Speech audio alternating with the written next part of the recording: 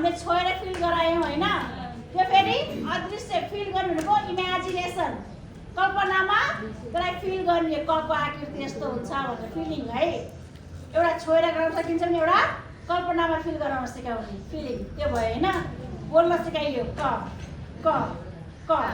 अब कबाट अब के आउँछ नि त? अब कबाट आउने वो शब्दहरू के हुन्?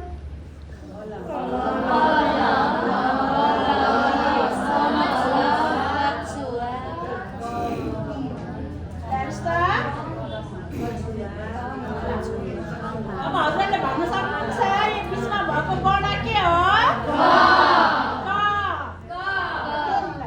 ठाडो रेखा,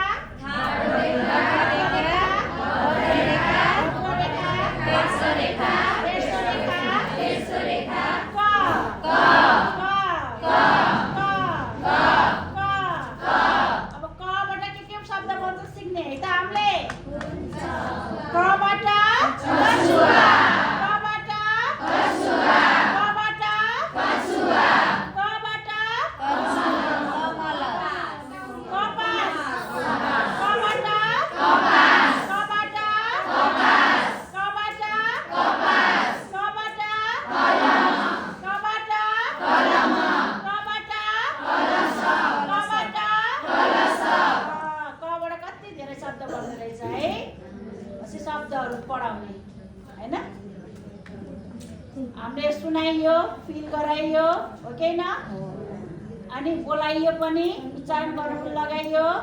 अनि एक्सनमा भनेको अब यसरी आफै इन्भल्भ भएर त्यो बनाउन सिकाउने यस्तै गरी। अब बच्चा छोडिदिने हैन, ल अब हजुरले यो बनाएर देखाउनुहोस् त भन्दिनु ल हैन। एक्सन भनेको अब उसमा उत्रिने के हैन, एक्सनमा उत्रिने भनेको अब आफैले इन्भल्भ भएर गर्ने भन्न खोजेको। अब बच्चाले आफैले ठाडो रेखा बच्चाले गराउनुहुन्छ,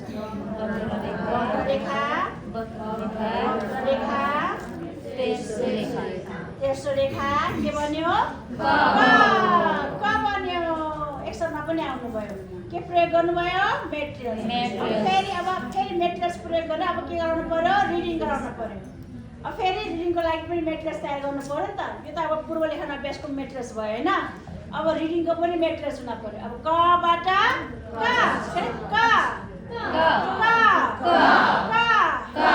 कबाट कछुवा, कबाट कछुवा, कबाट कछुवा, कबाट कछुआ, कबाट कपास, कबाट कपास, कबाट कपास, कबाट कपास, कबाट कलमा, कबाट कलमा, कबाट कलसा, कबाट कलसा, कबाट कलसा, कबाट कलसा। यस पढाइयो पनि हामीले हैन, वर्ण त्यसबाट आउने शब्दहरू पनि पढाइयो। अब यति गराएपछि बल्ल हामीले कपीमा लैजाने लेखाइमा। बुझ्नुभयो नि? स्टेप बाई स्टेप जानु पर्यो क्या हामी, यसै गरी सबै।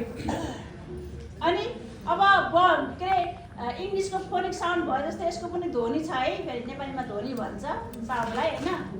अब कको के अरे नेपाली व्यञ्जन वर्णको ध्वनि के होला? अब नेपालीमा पनि व्यञ्जन वर्ण र स्वर वर्ण छ हो कि होइन? हो कि होइन? व्यञ्जनमा स्वर लागेपछि बल्ल त्यो वर्ण बन्यो है। यति बेला क्लियर हुनुहोस् तपाईँहरू। यहाँ नेपाली टिचर हुनुहुन्छ होला, हजुरलाई थाहा छ होला यो राम्रोसँग हुनुहुन्छ। नेपाली नै पर्टिकुलर नेपाली राम्रो र सबै केही भएन। जस्तो अहिले इङ्ग्लिसमा कन्सोनेन्ट लेटरलाई प्रोनाउन्स गर्दाखेरि आधा काटेको कि नै होइन? ब त ड। अनि भवेललाई चाहिँ आफैमा पूर्ण हो होइन, त्यो त्यसलाई काट्दैन। यस्तै नेपालीको पनि अ स्वर वर्ण हो कि होइन? इङ्ग्लिसको भवेल भने जस्तै। अनि कह ग फेरि के हो? कन्सोनेन्ट व्यञ्जन।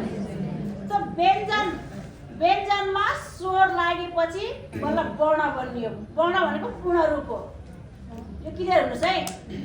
व्यञ्जन वर्ण भनेको व्यञ्जन मात्रै, व्यञ्जनमा स्वर लागेपछि त्यो वर्ण बनियो के मैले भन्न खोजेको। अब नेपालीको साउन्ड पनि सुन्ने है। कलाई अब क भन्छौँ हामीले होइन, तर क क क क क अ क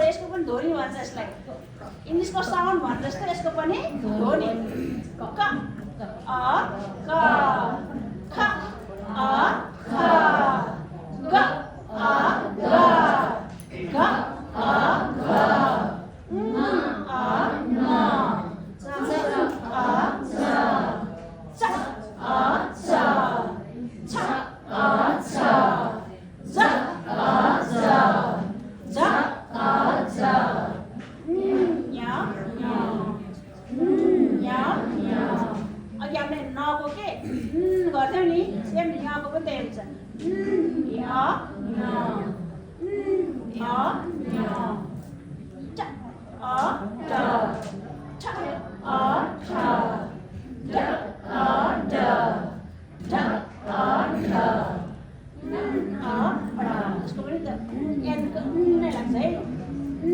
अ न अ न त अ त त अ त थ अ थ थ अ थ the a the the a the ध अ ध द अ ध अ न अ न अ न प अ प प अ प प अ प प अ प ब अ ब ब अ ब भ अ भ भ अ भ अ म अर्को इङ्ग्लिसमा को गरेको अरे होइन भन्नुहोस् है अ म अ म य अ य य अ य र अ र र अ र र अ र अ ल अ ल अ ल व अ व व अ व व अ व अनि स पटो स स अ स स अ स स अ स अनि सर्ट कोड फेरि स सर्ट कोडलाई स नै भनिन्छ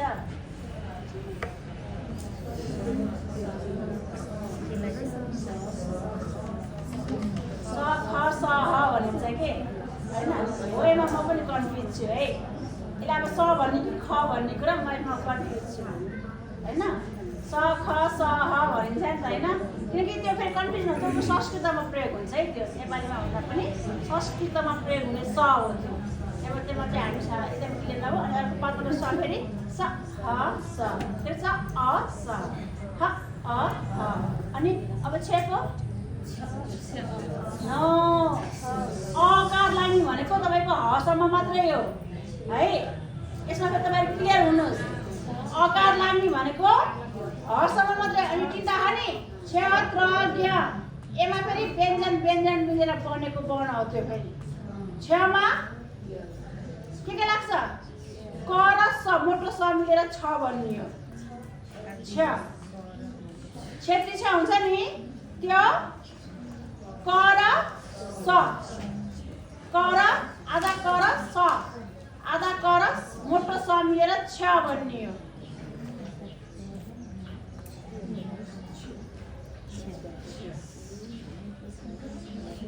अनि त्रमा पनि त र र मिलेर त्र भन्ने हो है त र त अनि र त्र अनि ज्ञमा ज्ञमा ज्ञमा कुनतिर पनि दुईटा व्यञ्जन बाट मिलेर बनेको हुन्छ ज्ञ पनि के होला